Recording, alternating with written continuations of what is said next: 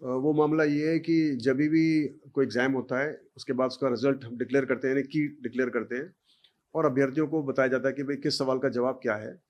कि question number 1 का मान लो ए है, दूसरे का बी है, ऐसे हम जारी करते हैं और फिर उस पर अभ्यर्थी अपने हिसाब से चैलेंज करते हैं, ऑब्जेक्शन लगाते हैं कि साहब फलाना क्वेश्चन गलत है या फलाना क्वेश्चन का आंसर ए नहीं बी है।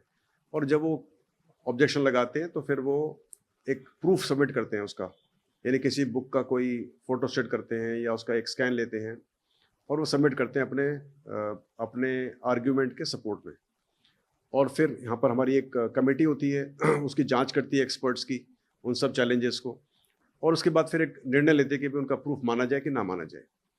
तो ये पूरी प्रक्रिया होती है, काफ़ी जटिल और लंबी प्रक्रिया होती है, पर वो पूरी प्रक्रिया होती है और एक्सपर्ट्स का जो डिसीजन फाइनल माना जाता है। तो इसी प्रक्रिया के चलते जब सूचना सहायक का एग्जाम हुआ, हमने की जारी की, तो एक पर्टिकुलर क्वेश्चन के ऊपर कुछ बच्चों ने आपत्ति लगाई थी और उसके फिर हमने जांच की। जो जांच के अंदर हमारे एक्सपर्ट्स ने वो माना कि उनका आपत्ति सही है, क्योंकि जो उन्होंने प्रूफ लगाया था वो एक एनसीईआरटी की बुक का था और फिर वो मेरे पास लेकर आए थे और उसको मैं जांच करता हूँ हमेशा हर एक चीज़ की। और जब मैंने जांच की तो मैंने पाया कि शायद उसमें कुछ गड़बड़ लगी मेरे को। फिर मैंने उस प्रूफ को मिलान की एनसीईआरटी की बुक मंगवा के और मुझे लगा कि वो उसमें कुछ गड़बड़ है। और जब मैंने कंपेयर किया तो मैं उसको पकड़ लिया कि ये इसमें कूट रचना की गई है, जो उसकी स्कैन की गई है बुक की, उसमें उन्होंने कुछ मॉर्फ करके आंसर को बदली कर दिया है और वो पकड़े गए। फिर हमने इसकी जांच करवाई और फिर हमने जिस अभ्यर्थी ने वो प्रूफ दिया था, हमने उससे पूछताछ की, क्योंकि उसका रोल नंबर लिखा हुआ था उसके ऊपर। लेकिन हमने पाया कि वो एक अकेला अभ्यर्थी नहीं था, बल्कि करीबन 770 780 बच्चे इसमें इन्वॉल्व थे, जिन्होंने सेम प्रूफ लगाया था। और ऐसा मुझे लगता है कि किसी ने ये प्रूफ किसी टेलीग्राम ग्रुप पर या किसी व्हाट्सएप ग्रुप पर अपलोड किया था, या तो वो कोई कोचिंग वाला है या कोई कोई अभ्यर्थी है जिसने किया था, या किसी ने ब्रोकर ने किया था, मुझे मालूम नहीं है, इसका पता लगाना है। तो उसी के चलते हमने इन सारे अभ्यर्थियों को एक नोटिस जारी किया है और हमने मौका दिया है उनको कि अपनी वो सफाई पेश करें और सबसे इम्पोर्टेंट उनको बताएं कि वो प्रूफ कहाँ से उनको मिला, इसमें कौन कौन शामिल है, कौन कौन इन्वॉल्व है। हम चाहते हैं कि ये नहीं होना चाहिए कि सिर्फ अभ्यर्थी को पनिशमेंट मिले, बल्कि जो इसमें खास जो इसमें डॉन है या इसमें जो दलाल है या ब्रोकर है, वो पकड़ में आना चाहिए। कार्रवाई क्या होगी और कैसे होगी और कब की जाएगी, उसके बारे में बताना इस समय उचित नहीं होगा, क्योंकि ये बोर्ड का निर्णय होगा। और जब हमको सारी सूचनाएं मिल जाएंगी, सभी अभ्यर्थियों की हमको एप्लीकेशन मिल जाएगी, उनकी सफाई मिल जाएगी, तो उस पर पूरा विचार किया जाएगा।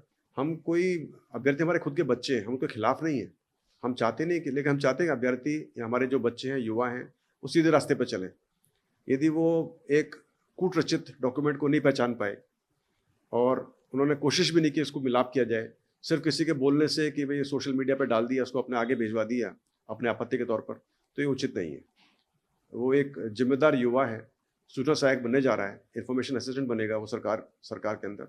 तो इतना तो उसको ध्यान रखना चाहिए कि जो कुछ सोशल मीडिया पर चल रहा है उसको जांचे परखे, अपने विवेक का इस्तेमाल करे और उसके बाद फिर उसको अपलोड करे।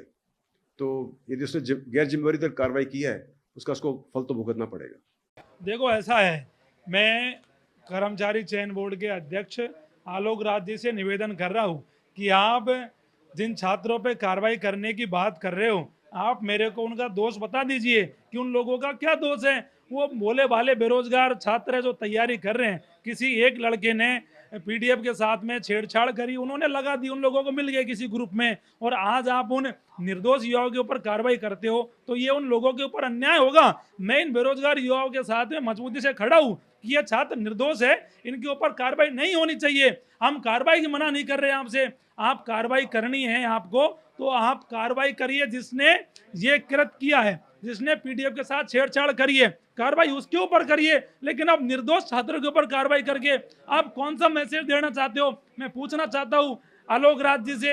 ये तो बेचारे गरीब किसान मेहनती मजदूर के बच्चे हैं जो बड़ी मेहनत से तो पढ़ाई करते हैं, बड़ी मेहनत से तो ये इन्होंने एग्जाम ये पास कर रहे हैं, और इनके ऊपर ये कार्रवाई का बार बार में डर दिखा रहे हैं अध्यक्ष साहब। तो मेरा निवेदन है अध्यक्ष साहब कि नाजायज कार्रवाई छात्रों के ऊपर नहीं होनी चाहिए, और आपको कार्रवाई करनी है तो आप पीटीआई भर्ती, लाइब्रेरियन भर्ती, वीडियो भर्ती, रीट भर्ती, उनमें बहुत सारे लोग फर्जी लगे हैं, आप उनके ऊपर कार्रवाई करिए। आप इन गरीब बच्चों के ऊपर कार्रवाई करके आप कौन सा मैसेज देना चाह रहे हो? और जिसने किया है आप उसके ऊपर कार्रवाई करिए, कोई दिक्कत नहीं है, लेकिन आप जबरदस्ती तरीके से, गलत तरीके से दबाव बना के जो कार्रवाई करना चाह रहे हो, हम इसके खिलाफ है और हम इसकी निंदा भी करते हैं। उनको लगता है कि उनसे कोई बच्चों से गलती हुई है, उनकी तरफ से मैं माफी मांगूंगा। भाई इन बच्चों का दोष नहीं है, दोष जिस व्यक्ति का है आप उसको ढूंढो, उसके ऊपर कार्रवाई करो, लेकिन इन बच्चों के ऊपर किसी भी प्रकार की कार्रवाई नहीं होनी चाहिए। इसको लेकर चेयरमैन साहब से मुलाकात करेंगे और निवेदन भी है कि इन बच्चों के साथ में वो न्याय करें।